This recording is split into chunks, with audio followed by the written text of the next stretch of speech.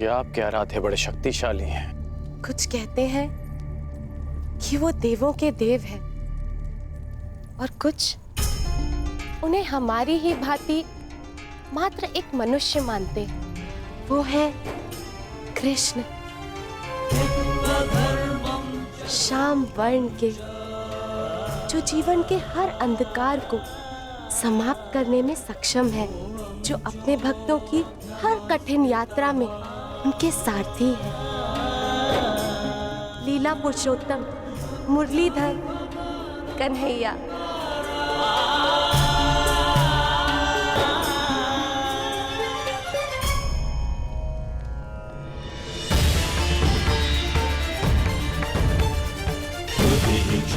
स्मरण है ना वो वचन कि तुम एक बार मेरी सहायता के लिए अवश्य आओ। हम वासुदेव कृष्ण पर आक्रमण करेंगे कर्ण।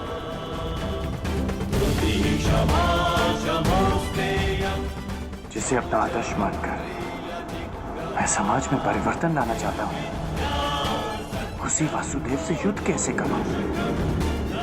परंतु जरासंध को दिया वचन भी नहीं तोड़ सकता।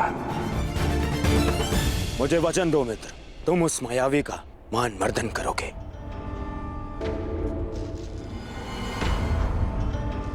जरासंध यद्यपि मेरे मित्र नहीं, परंतु बहुत बड़ी भेंट दी है उन्होंने मुझे। कर्ण, वर्षों से कृष्ण जरासंध के साथ में खेल खेलते आ रहे हैं। इच्छा तो मेरी भी है कि मैं कृष्ण को पराजित होते हुए देखूं।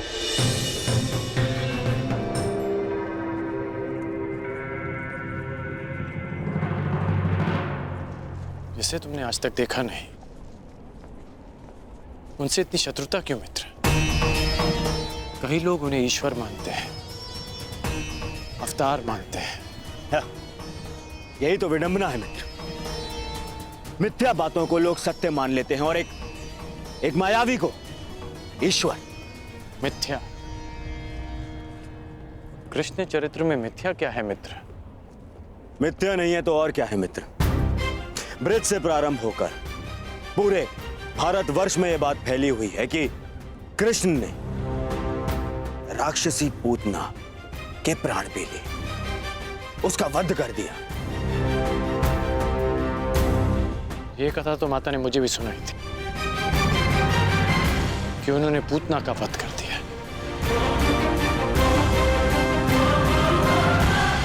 तुम ही बताओ मित्र, एक दूध मुहा बालक कैसे एक मायावनी राक्षसी का वध कर सकता है?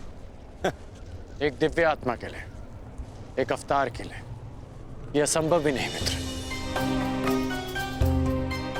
अच्छा, फिर तो तुम्हें उस कथा में भी विश्वास होगा कि घुटने पे चलते हुए कृष्ण ने अपने मुख में अपनी माता यशोदा को पूरे ब्रह्मांड के दर्शन करवा दिए।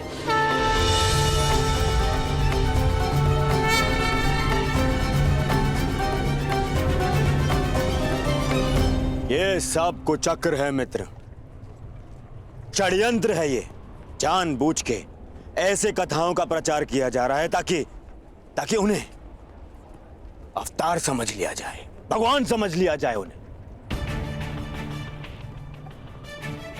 कर्ण, तुम मुस्कुरा रहे हो मित्र।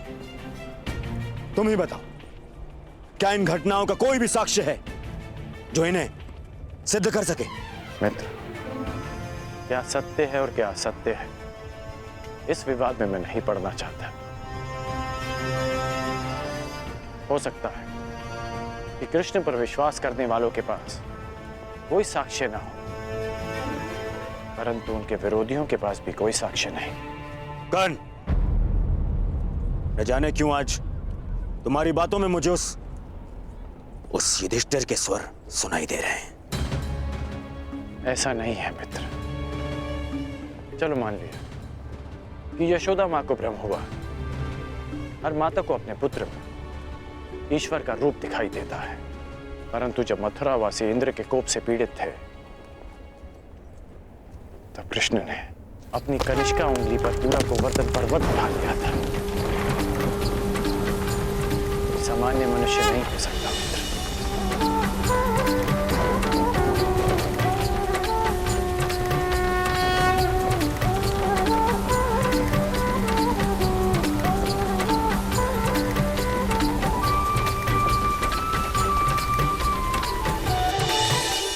कालिया मर्दन, क्या ये भी भ्रामक प्रचार लग रहा है?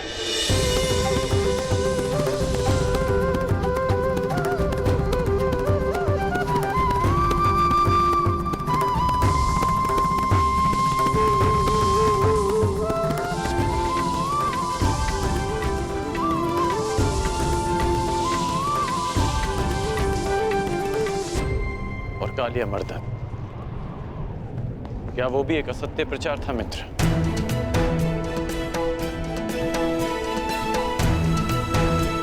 उस महाविषधारी, महाशक्तिशाली सर्प का अंत करने वाला एक सामान्य मनुष्य नहीं हो सकता मित्र। इंद्र को परास्त कर देने से कोई ईश्वर नहीं बन जाता मित्र। तुमने भी तो इंद्र को परास्त किया, परंतु तुम्हारा कोई भक्त नहीं, तुम्हें कोई ईश्वर नहीं मानता। उल्टा बचपन से लेकर रंगभूमि तक तुम्हें तो संघर्ष करना पड़ा है। और विष से बच पाना कोई चमत्कार नहीं है मित्र। मैं भी बचपन से धीमे विष पे पला, तो क्या मैं स्वयं को अवतार घोषित कर दूं? तो तुम्हें लगता है कि कृष्ण ने ऐसा कुछ नहीं किया जो उन्हें एक सामान्य मनुष्य से ऊपर कर देता है? क्या कंस का वध कर पाना एक सामान्य मनुष्य के लिए संभव? तुम ही बताओ मित्र। हाँ, ये मैं मानता हूं। एक ग्वाले के लिए कंस वध करना बड़ी उपलब्धि, परंतु इसे हम एक ग्वाले की शक्ति कह सकते हैं, कोई ईश्वरी चमत्कार नहीं। तुम तो कृष्ण की हर उपलब्धि पर प्रश्न उठा रहे हो मित्र। हाँ, क्योंकि वो एक छलिया है, छल करने वाला, माया करने वाला, और कुछ नहीं। छलिया कहो या माया भी, परंतु उन्होंने जो किया अपने लोगों के शुभ के लिए, अपने लोगों के उत्थान के लिए किया। मेरी तो बचपन की इच्छा थी कि मेरी उनसे भेंट हो।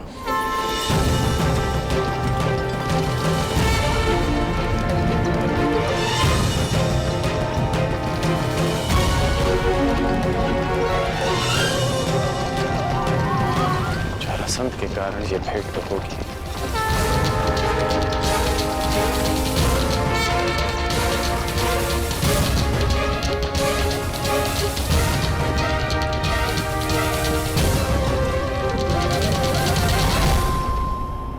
युद्ध क्षेत्र में इसकी मैंने कभी कल्पना नहीं की थी। मित्र, मत भूलो कि तुम्हें अपने वचन के लिए उस कृष्ण से युद्ध करना है, और अपने शत्रु से इतना प्रभावित होना विजय का लक्षण नहीं है।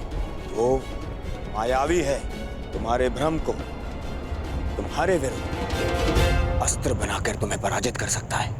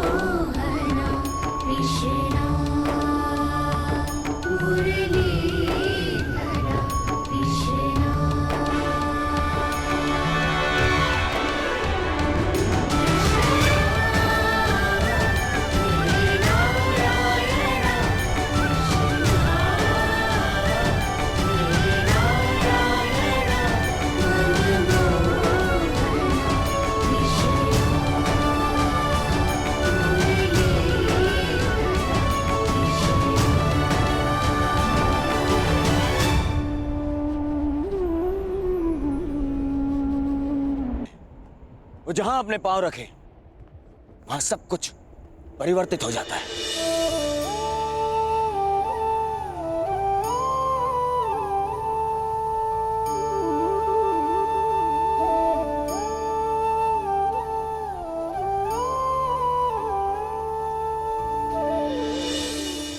वो कब, कहां, किसके पास, किस रूप में पहुंच जाए, यह अनुमान लगाना कठिन है मित्र। तुम्हें उसकी माया से सावधान रहना होगा।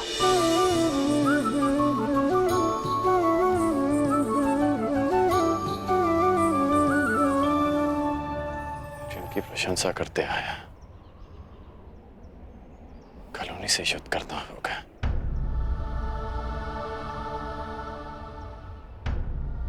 समझ नहीं आता कि क्या करूं।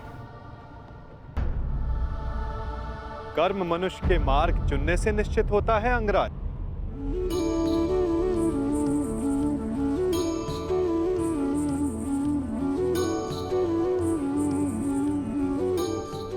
प्रश्न ये करना चाहिए कि मार्ग कौन सा चुना जाए।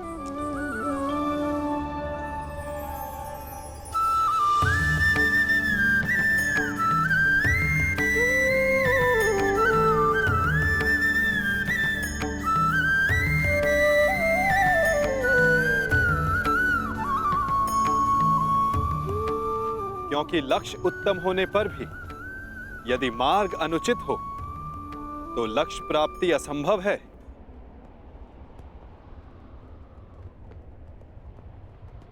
चुनने की कला धनुर्विद्या से अधिक कठिन है अंगराज।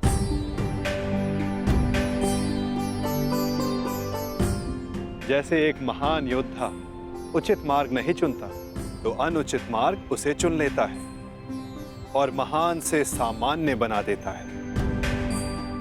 इसीलिए युद्ध, मित्र और शत्रु चुनने में सावधान रहना चाहिए। दो मित्रों के वार्तालाप में विघ्न डालने वाले तुम हो कौन? मैं कौन हूं वो महत्वपूर्ण नहीं, मैं क्या करने आया हूं वो महत्वपूर्ण है। हमारे कर्म ही हमारा परिचय बनते हैं। परिचय दो अपना। क्यों आए हो यहाँ? मैं नटवर हूं, महाराज जरासंध का दूत। अंगराज को उनके लक्ष्य तक पहुंचाने आया हूं, वहां ले जाने आया हूं जहां उन्हें होना चाहिए। बस, एक राजा को लाने के लिए एक राजा ही आए, यही उचित है। जाओ और जाके कह दो जरासंध से, जब तक वो स्वयं कर्ण को लेने नहीं आएगा, अंगराज कर्ण कहीं नहीं जाएगा। एक राजा को लाने के लिए जरासंध ने दूत भेजा।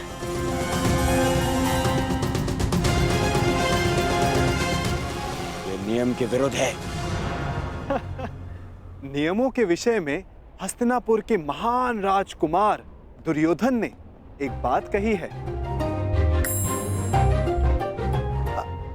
क्या वो बात आपने नहीं सुनी? क्यों?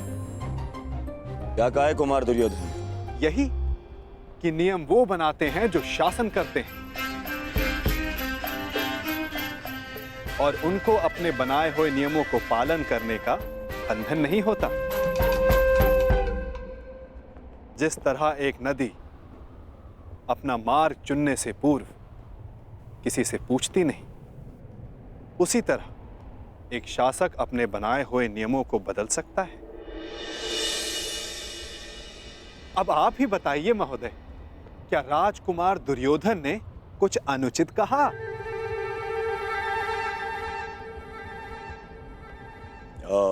नहीं नहीं, कदापि नहीं।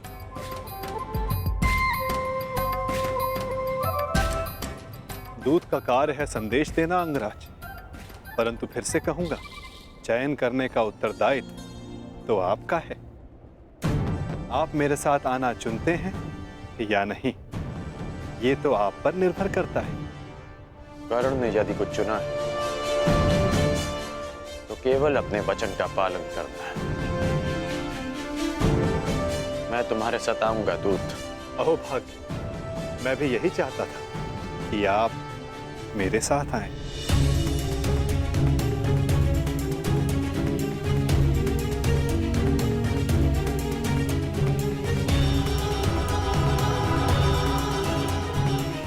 जाओ मित्र, मुझे भी हस्तिनापुर जाना है एक आवश्यक कार्य के लिए।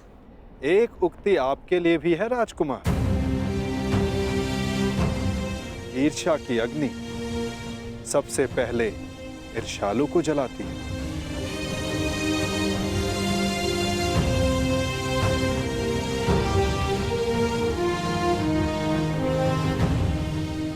क्या कहा तुमने? बस एक महान पुरुष की उक्ति स्मरण हो आई, सो कह दी। वैसे ये उक्ति राजकुमार दुर्योधन की नहीं है, पर हां, है उन्हीं के लिए।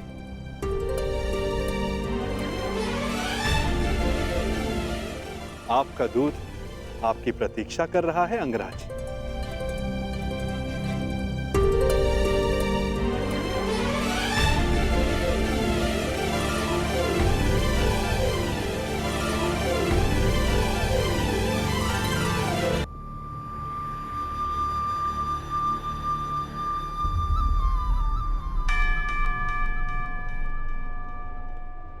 आपको लक्ष्य तक ले जाने का कर्तव्य मेरा है अंगराज, इसलिए रथ के अश्वों को किस दिशा में लेकर जाना है वो मेरे हाथों में। मैं अपना रथ स्वयं चलाना जानता हूं, परंतु आज आपका सारथी बनने का अधिकार मेरा है। हां, अगली बार मैं ऐसा कर पाऊंगा या नहीं, ये निर्णय तो आपका कर्म और आपका चुनाव करेगा अंगराज।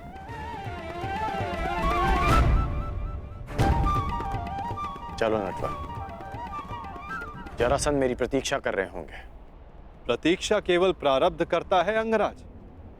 कल को प्रारब्ध क्या रूप लेकर आए ये किसी को नहीं पता। कभी कभी हम किसी और लक्ष्य की कामना करते हैं और हमें कोई और लक्ष्य चुन लेता है।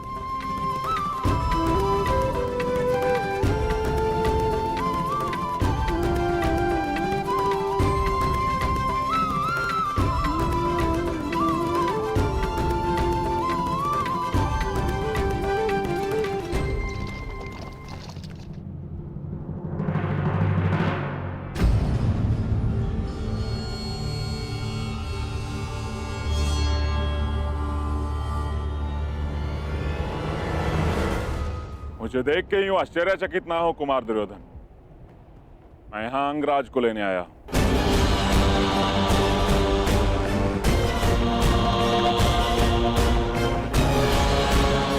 परंतु अभी अभी आपका दूत कर्ण को अपने साथ में लेकर गया। दूत? परंतु मैंने तो कोई दूत नहीं भेजा।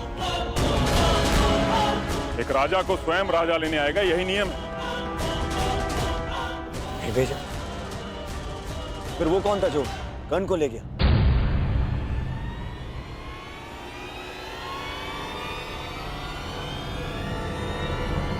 समझ गया, वही छलिया, वही मायावी जो हर बार जरासंध की छाती पर एक और पराजय का घाव कर जाता है। कृष्ण, वासुदेव कृष्ण।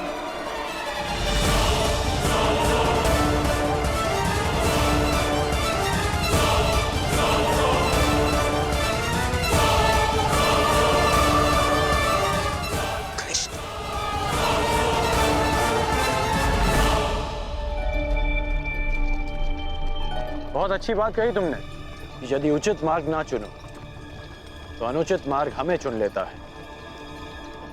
किसने कही हैं ये पंक्तियां? अंगराज प्यासा नदी का मीठा पानी पीता है, उसके उद्गम की खोज नहीं करता। भूखा मीठा फल खाता है, वो फल किस पेड़ पर था उस पर शोध नहीं करता। ठीक उसी प्रकार किसने क्या कहा है वो महत्वपूर्ण नहीं, महत्वपूर्ण कुछ है तो ये कि कही गई बात समझ में आई या नहीं। किसने कहा है उसे ढूंढने निकलोगे तो समझ नहीं आएगा कि क्या करना है। समझ गए ना?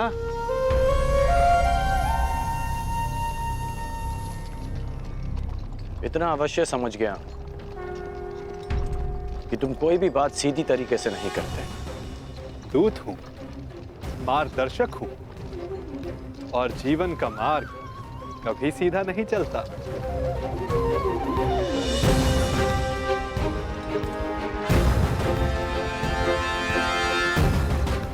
पहले भी मैं मगध में आ चुका हूं,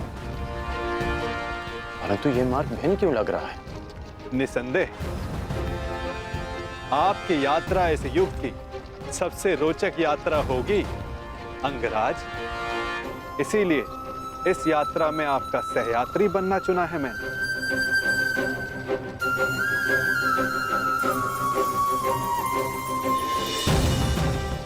परंतु ये यात्रा अंत नहीं।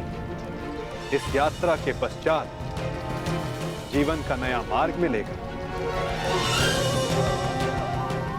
अब देखना यह है अंगराज कि आप कौन सा मार्ग चुनते हो।